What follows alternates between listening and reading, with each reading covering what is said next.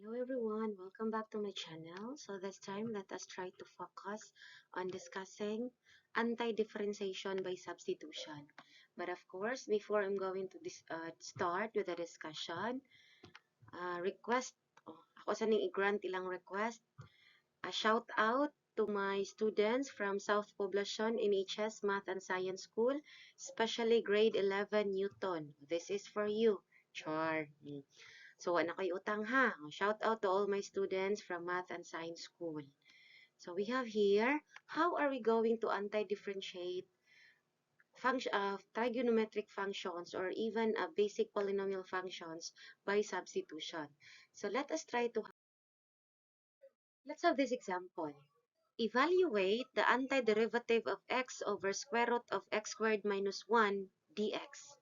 So first, we try to represent our denominator x squared minus 1 with u. So let u be equal to x squared minus 1. So since u is equal to x squared minus 1, and we also need to identify the value of x dx in terms of du, so we have differentiate x squared minus 1.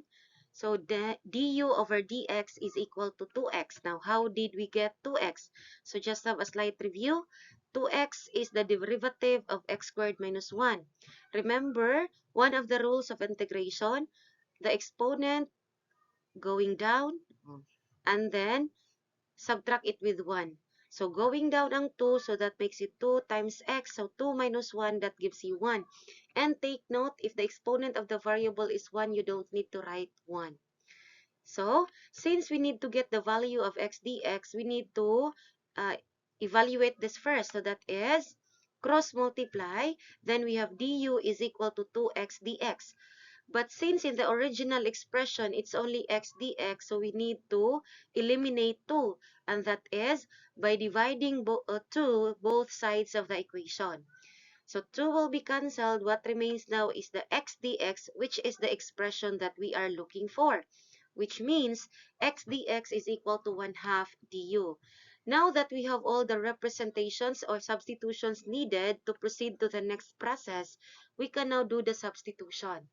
So this expression, by separating the expressions, become the antiderivative of square root of 1 over x square root of x squared minus 1 times x dx.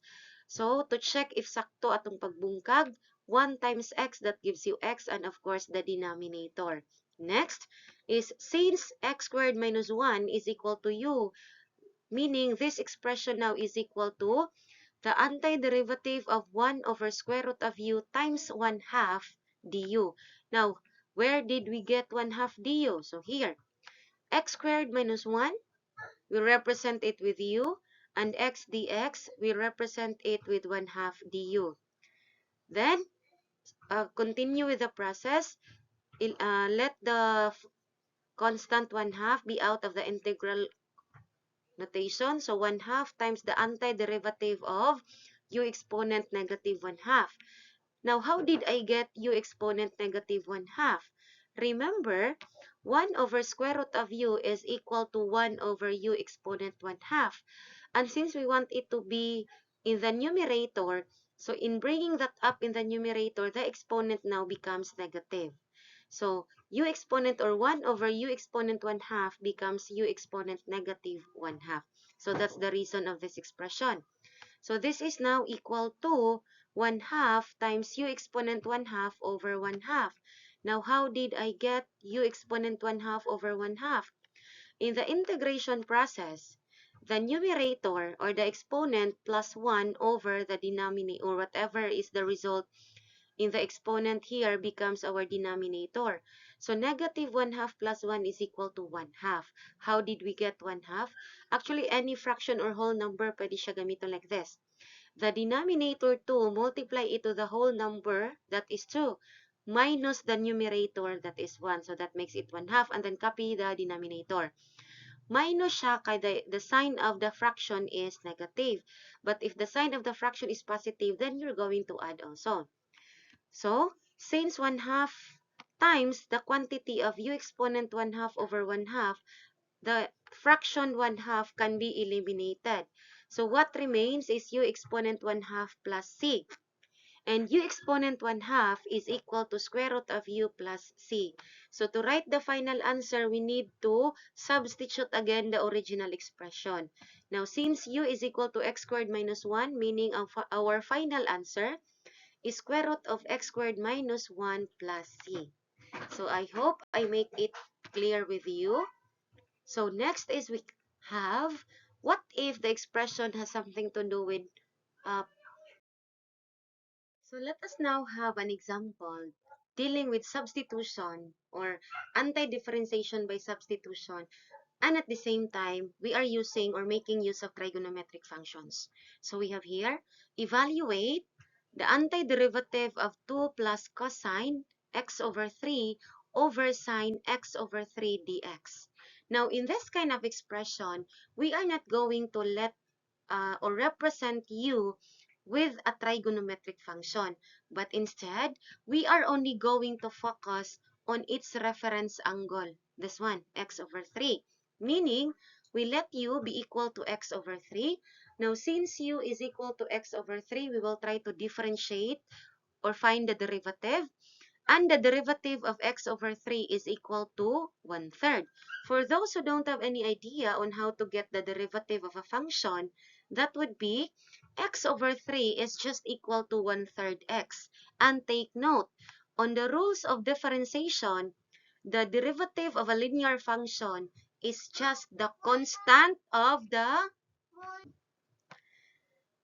So the constant, or not the constant actually, it's the numerical coefficient of the linear function. Because take note, the derivative of a constant is always 0. So x over 3 is just equal to 1/3 x. And the numerical coefficient there is 1/3, which means that is also the derivative of the function. So du over dx is equal to 1/3. So cross multiply, du times 3, that's 3 du. Then 1 times dx times that is dx. So meaning dx is equal to 3 du. We have now the value of dx that we can use in substituting in this particular sector. So we now proceed to the next part. That is the antiderivative of 2 plus cosine u over sine u 3 du. Now we already substitute the u in all the expressions. So next is we have 3 times the antiderivative of 2 over sine u plus cosine u over sine u du. But the question is, how did we get this expression? So try to look at here. We have a constant 3. So in every integration, if there is a constant, we just let it out of the integral notation. Then, now, how about 2? Dili siya pwede. 2 is not included. It's because the 2 plus cosine u here is considered as an expression. So it cannot be separated for the meantime when we are talking about integral. Now, in this part, this is an example of a fraction actually, double. So we can separate it since the operation involved in the numerator is addition and there is a single denominator. So separating this one, that would be, so this is 2 over sine u, this is our first fraction. Cosine u over sine u, that is our second fraction. Next is we have the expression 3 times the antiderivative of 2 cosecant u plus cotangent u du. Where did I get those expression? Now, from these expressions, we have 2 over sine u. Okay, nagsugod ta diri sa first. 2 over sine u is just equal to 2 times 1 over sine u. And 1 over sine u in the reciprocal identities, that is equal to cosecant u. Next is we have cosine u over sine u is equal to cotangent u. Cosine u over sine u in quotient identities, that gives you the value cotangent u. So it is from these expressions or trigonometric identities that we were able to get these expressions. So next, we have separate the integral. So this is now 3 times the antiderivative of 2 cosecant u du plus 3 times the antiderivative of cotangent u du.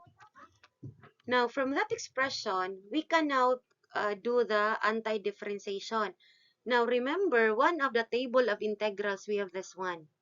the antiderivatives of this function. So observe, we have cosecant u, we have cosecant x. So meaning the u du, that's the x dx actually here. So next is cotangent u du. So we have also here. So integrating the expression, that is now equal to 3 times the 2, the antiderivative of cosecant u is this. The ln, or the natural logarithm of the absolute value of cosecant x minus cotangent x. So which means this is the expression. 2 times ln of the absolute value of cosecant u minus cotangent u. So since our variable here is u, so u sad atong gamiton, not x here. Next is plus cotangent u is the ln of sine of x. So meaning, cotangent u is the ln of sine of u. And of course, plus c. So now that we have that expression, we can now have our final answer. So 3 times 2, that is 6 ln of cosecant. Instead of u, we try to substitute it with x over 3 minus cotangent x over 3 plus 3 ln of sine x of 3 sine x over 3 plus c. Okay? So, in integrating functions, mapa-exponential, mapa-trigonometric, or ma-polynomial function, the most important thing is kinahanglan, or it is needed to familiarize all the integrals or the table of integrals. Because even if you know the process but you don't memorize the table of integrals, then it would be very difficult for you to integrate functions. So I hope I was able to impart learning on integration by substitution involving polynomial functions and trigonometric functions. So thank you. See you on the next video. Thank you for watching. Thank you for watching. Bye-bye. See you on the next video. Subscribe to my channel.